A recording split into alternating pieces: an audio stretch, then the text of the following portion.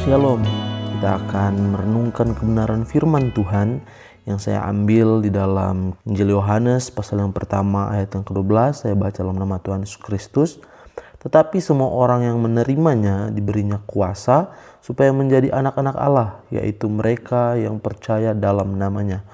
Puji Tuhan, renungan firman Tuhan pagi hari ini saya berikan judul identitas orang percaya.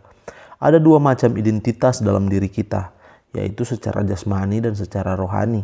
Tanda identitas jasmani kita adalah ketika kita mendapatkan kartu identitas kita, nama, tanggal lahir, tempat lahir, jenis kelamin, dan sebagainya. Sedangkan tanda identitas rohani kita dapat dilihat dari karakter apa yang muncul setiap harinya, apakah identitas itu asli atau palsu, baik atau buruk, menggambarkan Kristus atau sebaliknya. Abad 21 media sosial adalah tempat yang sangat indah dan memberikan kesenangan tersendiri untuk menunjukkan identitas diri. Kita seringkali terjebak untuk menunjukkan diri kita yang seringkali itu kebohongan. Kita ingin menerima like dan berbagai lambang yang membuat candu. Segala hal di dalam dunia apapun itu dapat menjadikan identitas diri kita. Baik itu suku, agama, jabatan, semua itu baik. Semua itu tidak ada salahnya, tetapi semua identitas yang ada dalam dunia ini sangatlah fana. Identitas sejati yang indah dan kekal, identitas yang diberikan oleh Tuhan sejak manusia diciptakan. Ada tiga identitas dalam diri kita yang harus kita ketahui. Yang pertama, orang berdosa dan dijadikan sebagai hamba Kristus. Semua orang telah berbuat dosa, Bapak Ibu Saudara, karena keberdosaan. Nyata sejak dalam kandungan ada kehidupan yang memberontak kepada Allah dan tidak ingin taat. Sebab pada dasarnya dosa adalah keinginan untuk menjadi Tuhan atas diri sendiri. Menjadi Tuhan atas diri, inilah dosa. Kita hidup dan mengenal Allah meskipun hati nurani kita bersaksi tentang Dia. Roma 3 ayat 23 berkata, sebab semua orang telah berbuat dosa dan telah kehilangan kemuliaan Allah. Puji Tuhan, di dalam Kristus kita diselamatkan dari dosa dan kutuk hukuman dosa. Kita yang adalah hamba dosa di dalam Yesus dijadikan hamba Kristus. Amin. Di dalam Dia kita diperdamaikan dengan Allah. Kita orang berdosa yang artinya musuh Allah, kini diperdamaikan untuk menjadi hamba Allah, hamba Kristus dan hidup untuk Kristus. Roma 3 ayat 24 berkata, dan oleh kasih karunia telah dibenarkan dengan cuma-cuma karena penebusan dalam Kristus Yesus. Kita dibenarkan karena iman kepada Kristus, percaya hanya oleh Dia saja. Kini identitas kita yang adalah orang berdosa, budak dosa dan hamba dosa menjadi orang percaya, yaitu hamba Kristus. Puji Tuhan. Yang kedua, menjadi sahabat Kristus. Yohanes 15 ayat 15 berkata, aku tidak menyebut kamu lagi hamba, sebab hamba tidak tahu apa yang diperbuat oleh Tuhannya. Tetapi aku menyebut kamu sahabat, karena aku telah memberitahukan kepadamu segala sesuatu yang telah kudengar dari Bapakku. Yesus sendiri, Dia yang pada akhirnya disalibkan untuk memberikan dirinya ditimpa dosa, menyebut bahwa para murid pada waktu itu adalah sahabatnya. Begitu juga dengan kita yang hari ini adalah sahabat Kristus. Ini adalah kedekatan yang begitu indah dan menyenangkan. Tanpa batasan, kita dapat datang kapan saja kepada Yesus. Kita dapat menceritakan apa saja tentang hidup kita kepada Dia. Dari ayat ini kita tahu bahwa kita dapat bermegah melalui iman kita kepada Kristus, bahwa kita adalah sahabat pencipta dunia ini. Identitas sejati kita sebagai manusia yang ada dalam Kristus adalah sahabat Kristus.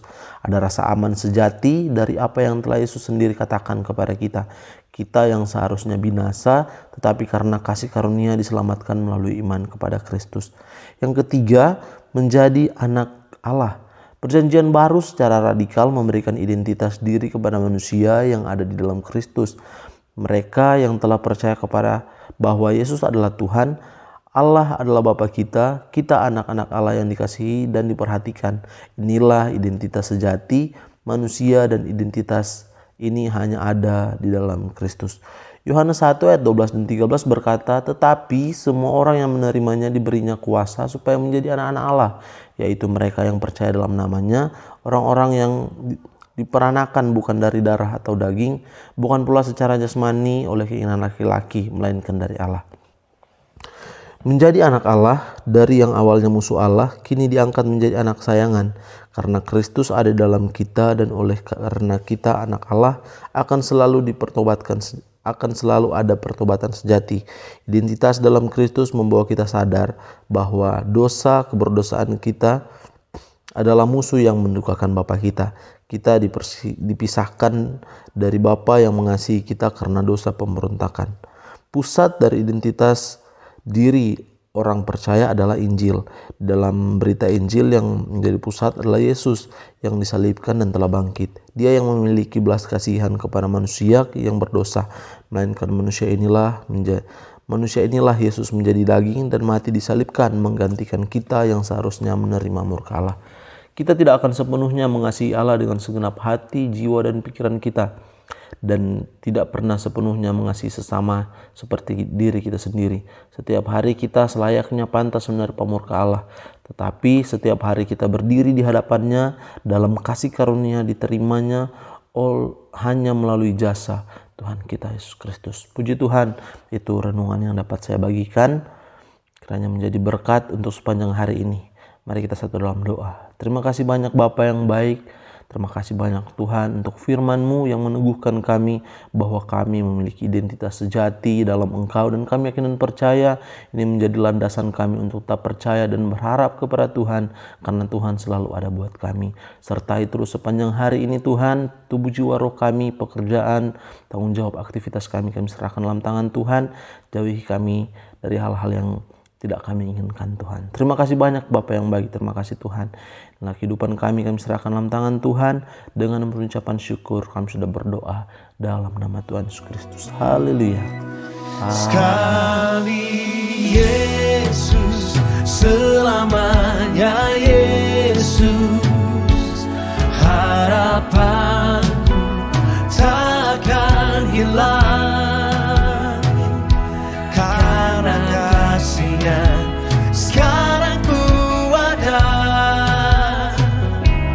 Oh Yesusku, ku cinta Kau selamanya.